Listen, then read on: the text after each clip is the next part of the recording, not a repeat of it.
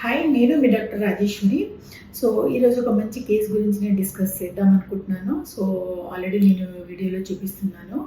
So, ఇక్కడ చూస్తే మీరు కనుక ఈ బాబుకి అంటే చిన్న ఏజ్, ఈ బాబుకి ఒక చిన్న హెయిర్ ప్యాచ్ లాస్తోని స్టార్ట్ అయింది. దీన్ని అలోపేషియా ఏరియేటా అంటాము. ఈ ప్యాచ్ కాస్త తను ఎర్లీ స్టేజ్లో వచ్చుంటే ఇంకో ప్యాచ్ లాగా తయారయ్యేది కాదు. బట్ ఈ కేసులో మీరు చూస్తే కనుక ఒక చిన్న ప్యాచ్ ముందు భాగంలో స్టార్ట్ అయింది.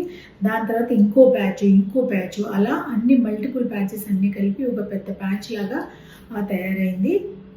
సో ఇప్పుడు ఇది నా దగ్గరికి వచ్చారు. వచ్చినప్పుడు నిజంగా నేను ఒక చిన్న సింపుల్ ఇంజెక్షన్తోనే నేను ట్రీట్ చేయడం జరిగింది. సో మీరు కనుక ఈ వీడియోలో చూస్తే చూడండి, మొత్తము ఎక్కడైతే ప్యాచ్ అయిందో ఆ ప్యాచ్ అంతా కూడా మళ్ళీ బ్యాక్ రీగ్రోత్ అయిపోయింది బాబుకి. ఎందుకంటే సో చాలామందికి అపోహ ఉంటుంది. ఎందుకంటే నా దగ్గర వచ్చే ప్రతి పేషెంట్ కూడా వాళ్ళు చెప్పేది ఏంటి అంటే, అసలు దీనికి ట్రీట్మెంట్ లేదు, ఇది పేను కొరుకుడు, దీనికి హెయిర్ రాదు అని చాలామంది చెప్తా ఉంటారు. బట్ అట్లా ఏమీ కాదండి.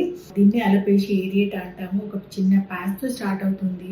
దాని తర్వాత మనం అర్లీ స్టేజ్లో ట్రీట్మెంట్ తీసుకోకపోతే ఈ చిన్న ప్యాచ్ కాస్త మల్టిపుల్ ప్యాచెస్ లాగా అయిపోయి కంప్లీట్గా చివరికి అలోపేషియా యూనివర్సాలిస్ అంటాము. కంప్లీట్గా స్కాల్ప్ అంతా హెయిర్ లాస్ అవుతుంది.